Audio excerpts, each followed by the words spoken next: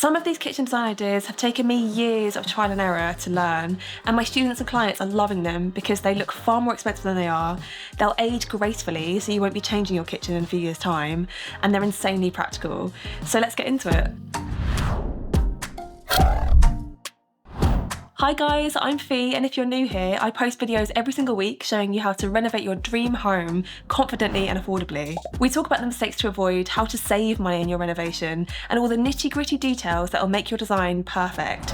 So click the like and subscribe button if you're doing a renovation and you'd like some support. Oh yeah, and keep watching until the end of this video because I'm going to be sharing the worst kitchen design idea that you really need to avoid at all costs. So I want to start by talking to you a little bit about your kitchen colours, because the moment you or a guest steps foot into your kitchen when it's finished, it's the colours that you've chosen that will go a really long way in translating whether it feels like this high-end curated kitchen design or whether it looks noticeably a bit budget. So my first tip is to choose a muted colour palette. If you want a timeless kitchen design that's not going to look dated before its time, then avoid bold primary colours and instead select colours that are lower saturation and it'll remain timeless. So think neutral stone colours or dark earthy colours like green and charcoal. Primary colours are just too stark and high contrast, and they're notoriously difficult to find complementary colours for, so they can look really overpowering if you're after a timeless look.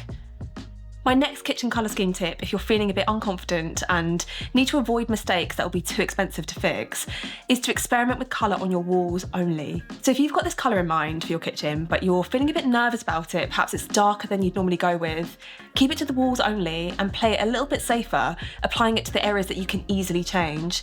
Cabinet colours and tile colours, on the other hand, are way more costly to correct.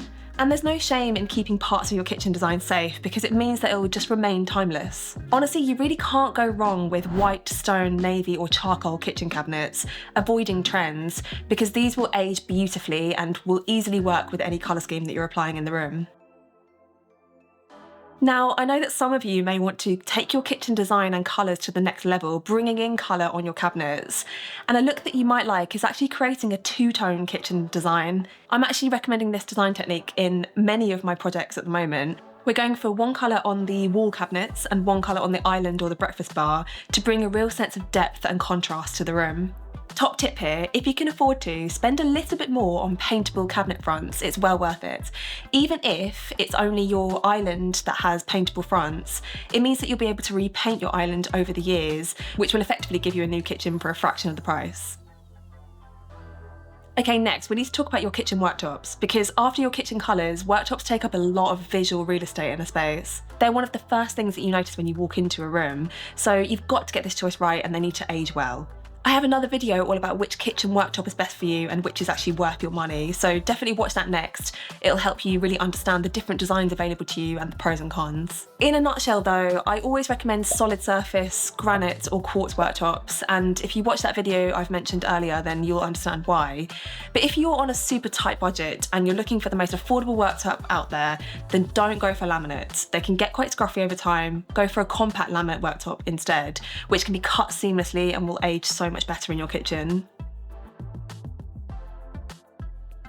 Now, I know a lot of you will be loving shaker cabinets. I do too. It's actually what we fitted in our 1930s house renovation years ago, but I wasn't an interior designer back then when we renovated that kitchen, and in hindsight, we missed out on a lot of opportunities to make that kitchen design a lot more elegant and feel less off the shelf. If only I'd known then what I know now. But luckily, you've got this opportunity to take your cabinet design to the next level, and I just want to share some ways that I would do things differently so that you can apply these to your own kitchen. First, if you love that timeless, elegant kitchen look, then you have to consider in-frame shaker cabinets. This used to be a look that you could only achieve by paying high-end bespoke kitchen makers, where the cabinet has a really thin frame surrounding it, which offers a really considered and high-end joinery design. But thankfully, the market has really caught up, and affordable kitchen suppliers like Howdens and DIY Kitchens are actually offering in-frame designs for not that much more than the cost of their standard shaker cabinet ranges. And in my opinion, it's well worth it to bring that luxury touch to your kitchen. I'll leave supplier links down below. And by the way, this isn't a sponsored video. I'm genuinely sharing the suppliers that I turn to with clients again and again. Now you might be thinking, no, this in-frame kitchen design isn't for me, it looks a bit too fussy. Well then another way to achieve a really timeless bespoke look with an affordable high street kitchen is to level up your kickboards. Now, So much of kitchen design is down to personal preference and the style that you really want to go for. But when I'm designing timeless modern country kitchens, the kitchens that have kickboards sitting proud of the cabinets typically look a lot more expensive and handmade, whereas the kitchens that have kickboards recessing back can look a little more factory made to the trained eye, even if they're bespoke kitchens. And again, many high street kitchen suppliers are offering this bespoke look now for so much less. That being said, it really depends on the look that you're going for, because for modern kitchens, having your kickboard set back offers a more contemporary design. But which do you prefer? I'm really curious. Let's have a chat in the comments. Guys, if you're struggling with your renovation, we have 2 ways that we can help you. First, if you're at the start of your renovation and you're worried about your costs spiralling, you want to understand ways that you can bring your renovation costs right down, hire the right trades, and do the work in the correct order, avoiding any mistakes, then join our online course and renovation community. In 6 easy step-by-step modules, you'll design and create your dream home confidently and affordably. On top of that, you'll be amongst a supportive community of smart renovators who have already tackled many of the issues that you may face. By the end of the course, you'll have created a vision for your dream home and learned the methods to save thousands on your project. Otherwise, if you found us in the middle of your renovation and you're feeling overwhelmed with design decisions like which colours, lighting, worktops, kitchen suppliers, tiles, everything, and you really want to create a cohesive look with the support of an interior designer that's affordable for you to create, then take a look at my Done For You interior design packs. I've pre-chosen designs that will take all of the stress and decisions off your plate, with full designs and shopping lists ready for you, but at a fraction of the cost it would be to hire an interior designer one-on-one. And no waiting around for the designs either, you'll get them instantly. So if you're keen to have my support selecting a timeless design for your home, get your hands on a design pack today or access our online courses. Links are all in the description box below. Now back to the video. What about some kitchen layout ideas then? Because half the battle in getting your kitchen just right and working for you on a beautiful and functional level is getting enough worktop space and appliances in the right locations that you need them. So let's say that you've got a small to average sized kitchen to renovate and you need some ideas to optimise the flow and enhance storage. Well, honestly, I could talk for hours about this topic alone. And by the way, if you're enjoying these tips so far, do give this video a like and subscribe to the channel because it really helps us out. I've got lots more kitchen design videos coming up for you. But a few kitchen layout ideas that come to mind may not have been some that you've thought about yet. The first layout idea is to fit your island or breakfast bar with legs, raise it up and off the ground, leaving a lovely sense of space between the base of the unit and the floor. This is a great little layout trick for any size kitchen, to be honest, but especially if you're working with a smaller or darker kitchen and you want to make it feel bigger and brighter. Next, I find that a lot of people can really tear their hair out stressing about kitchen layouts, trying to get their sink positioned directly under a window. And obviously that's a really lovely feature, being able to look outside while you're doing the dishes. And then also from a plumbing perspective, it's easier to have sinks positioned on an exterior wall. But genuinely, don't stress yourself out too much if you need to position your sink facing a wall. As long as the general flow of your kitchen works and you can move from the sink to the fridge to the cooker quickly and easily, then a sink facing a wall can actually create a really beautiful focal point. You can design around it with some shelving, lighting, panelling, tiles, and it can become a real feature of your kitchen. So don't worry too much if you can't position it under a window. Some members of our Reno Club community are moving their washing machines upstairs for convenience now, and I love this idea. We really don't do it in the UK, it's still quite a new concept for us.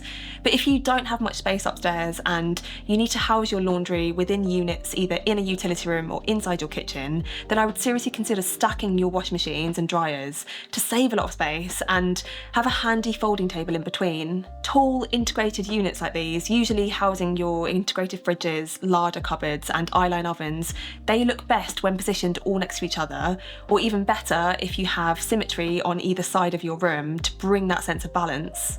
Also, some of you may have door openings leading from your kitchen to a boot room or utility room, and you could consider creating your doors to actually look like the cabinets, which will offer you more storage and make use of otherwise quite redundant walls either side of your door opening. Blimey, I could talk for so long about kitchen layout ideas with you, but just one more. I visited the Neptune showroom in the Cotswolds recently and popped in to see their kitchens. And I loved this idea to have a pull-out drawer under your sink instead of just the standard cabinets. I think it's a lot easier for reaching bottles. In fact, large pan drawers are often really favourable over cabinets now if you have difficulty reaching inside deep cabinets. Now guys, I promised you at the start of this video that I'd tell you the worst kitchen idea that you need to try and avoid if you can. Not because of how they look, but more because there are so many design solutions on the market nowadays, and that's fitting a bog standard silver extractor hood that takes up a lot of real estate in your kitchen design. I know it's all personal preference, but for me, I think they break up the visual flow of your kitchen design. They can be really difficult to keep clean, and with so many mantles, canopies, downdraft worktop extractors, ceiling mounted extractors, so many solutions on the market nowadays, I feel like this style of stainless steel extractor hood in your kitchen has kind of had its moment, to be honest. If you want to keep costs low and you already have one and you don't want to change it, it's not the end of the world for your kitchen. It's still going to look great.